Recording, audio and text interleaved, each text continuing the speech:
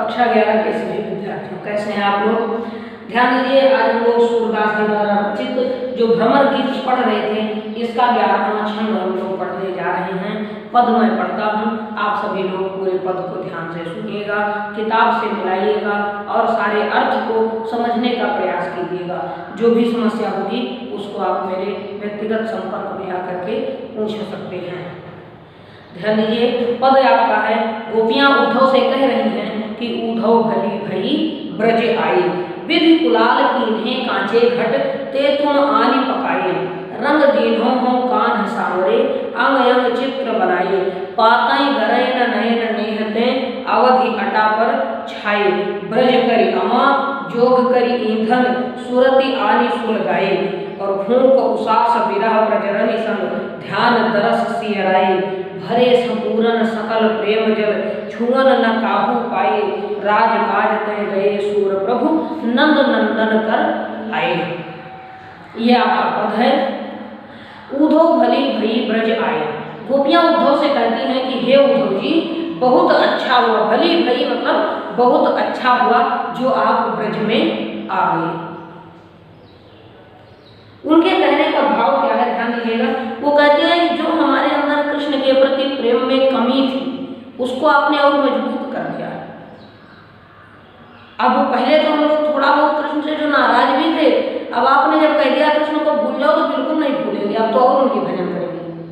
तो कहते उद्धव भली भई ब्रज आए, हे उद्धव जी आपने बहुत अच्छा किया जो ब्रज में चले आए। विधि कुलाल, देखिए विधि माने होता है ब्रह्मा, विधि माने ब्रह्मा विधाता, और कुलाल माने होगा कुम्हार जो बर्तन बनाता है। कुलाल माने क्या है? कुम्हार। कहते हैं विधि कुलाल विधाता ब्रह्मा रूपी कुम्हार ने कीन्हे कांचे घट, कांचे घट माने कच्चा घड़ा, घट माने घड़ा, कांचे माने कच्चा, जैसे सांचे माने सत्य, ऐसे कांचे माने कच्चा। कहते हैं विधाता ने हमारे जो शरीर रूपी कच्चे घड़े बनाए हैं, विधाता ब्रह्मा ने ये शरीर रूपी जो कच्चा घड़ा बनाया है, ते तुम आने पकाए, इसे आकर के तुमने पका दिया। कच्चा घड़ा क्या होता है? फूट जाता है, ठीक है। इसी तरह प्रेम क्या होता है? वो जब तक दृढ़ नहीं है तब तक मन में अविश्वास रहता है अपने प्रिय के प्रति, लेकिन जब प्रेम दृढ़ हो जाए, मजबूत हो जाए तो उसे कोई तोड़ नहीं सकता, कोई अलग नहीं कर सकता। तो गोपियां कहती हैं हे उद्धव बहुत अच्छा किया जो आप यहाँ आ गए। विधाता ब्रह्मा ने, ब्रह्मा रूपी कुम्हार ने हमारे शरीर रूपी ये जो घड़े बनाए थे इसे तुमने आकर के पका दिया है। अब इसमें कोई भी कच्चापन नहीं रह गया है, अब हमें कोई क्षति नहीं हो सकती, हम कृष्ण का प्रेम भूल नहीं सकते। कहते हैं रंग दीन्हो हो कान्ह सांवरे, रंग दीन्हो मतलब रंग दिया। जैसे कुम्हार क्या करता है, बर्तन बनाने के बाद उसे गेरू से, लाल रंग से रंग देता है। या आप देखिए बाजारों में मिलने वाले कुछ पात्र, कुछ बर्तन मिट्टी के अलग अलग रंगों से रंग करके ऊपर नक्काशी की जाती है, चित्र बनाए हुए हैं। तो गोपियां कहती हे उद्धव तुमने भी हमारे शरीर रूपी घड़े में हमारे अंग अंग पर कृष्ण के सांवले रंग से चित्र बना दिया है। रंग दीन्हो हो कान्ह सांवरे, कृष्ण के सांवले रंग में रंग दिया हमको तुमने, ठीक है। अंग अंग चित्र बनाए, हमारे अंग प्रत्यंग पर कृष्ण का ही चित्र बना दिया है, अर्थात संपूर्ण शरीर हमारा कृष्णमय हो गया है, कृष्ण में ही लीन हो गया है। कहते हैं पातई गरय न नयन नेहते, अवधि अटा पर छाए। देखिए जब बरसात हो, ठीक है, पानी बरसे और मिट्टी का बर्तन नीचे पड़ा रह जाए तो धीरे धीरे पानी सूखता जाता है या फिर अंत समय आकर गल जाता है और आसानी से टूट जाता है। लेकिन गोपियां कहती हैं तो उस बर्तन को, ध्यान दीजिएगा, थोड़ा सूख गया, कि जब बर्तन अगर नीचे रखा रहे, पानी भर जाए, उसके आसपास पानी, बरसात के पानी में भीगता रहे, मान लीजिए जमीन पर कहीं बर्तन कोई रखा है और उसके आसपास गड्ढा हो, उसमें पानी भर दिया जाए तो वो धीरे धीरे गल करके खत्म हो जाएगा।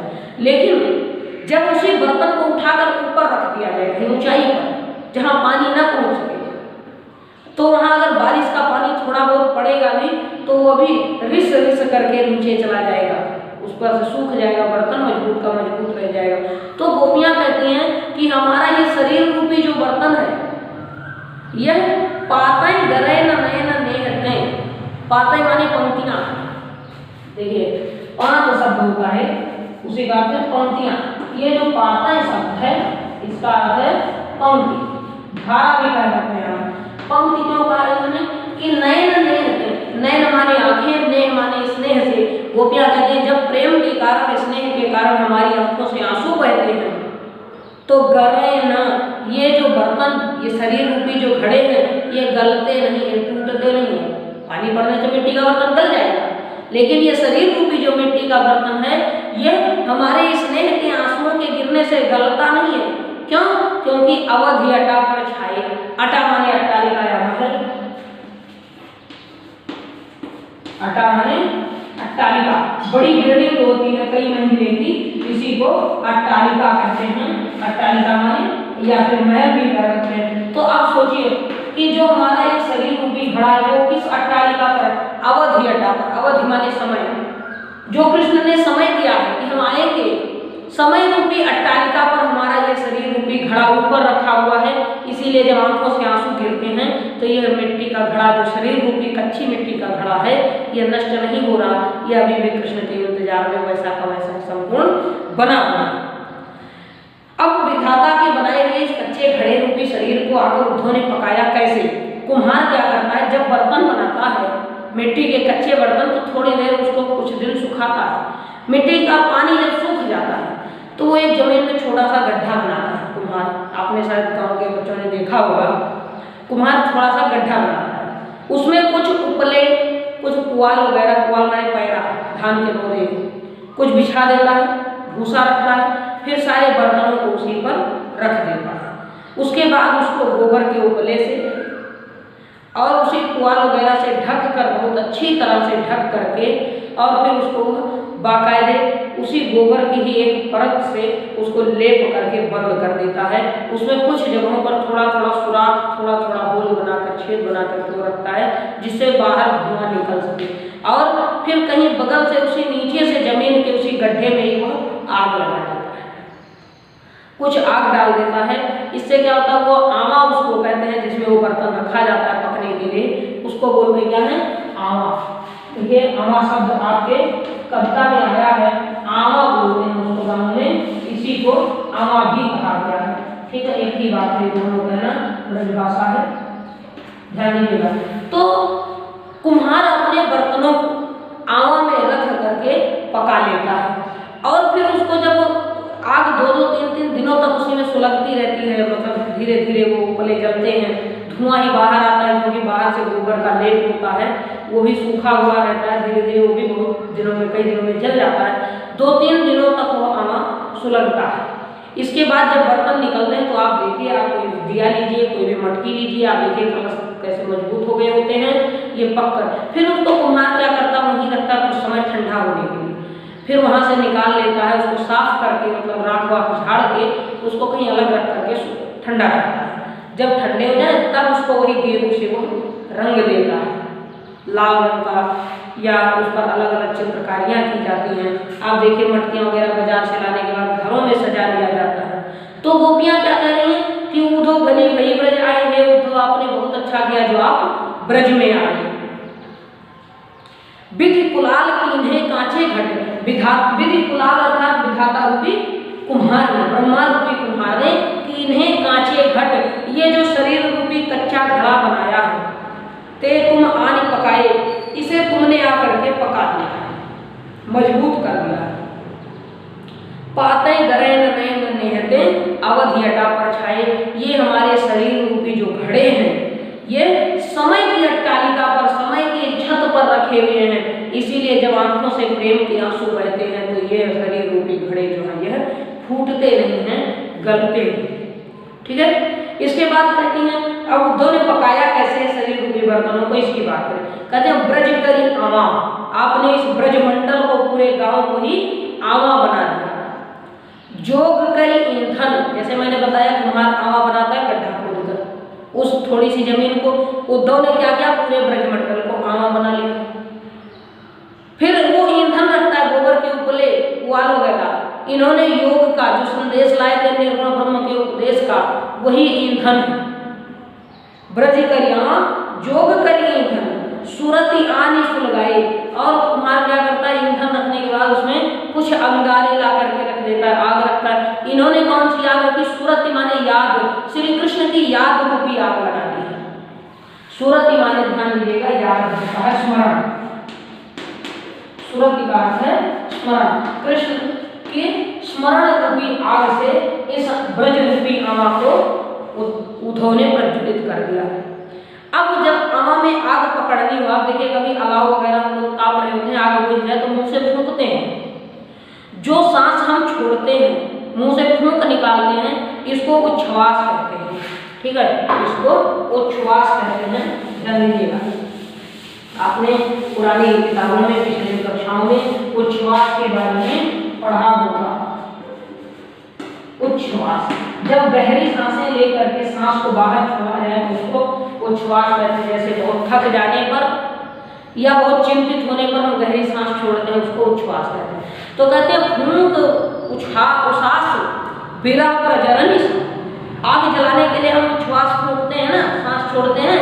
तो गोपियां कहती हैं आपने हमारी जो विरह की उच्छ्वास है, उसास शब्द लिखा है, इस उच्छ्वास को क्या लिखा है, उसास। गोपियां कहती हैं क्योंकि उसास विरह प्रजननी, ठीक है, हमारी विरह प्रजनन, विरह की आग सुलगाई आपने उच्छ्वासों से फूंक फूंक कर हमारे मन में विरह की आग लगा दी। ब्रज रूपी आमा योग का ईंधन, कृष्ण की याद रूपी आग और विरह की उच्छ्वास से फूंक करके आपने इसको प्रज्वलित कर दिया है।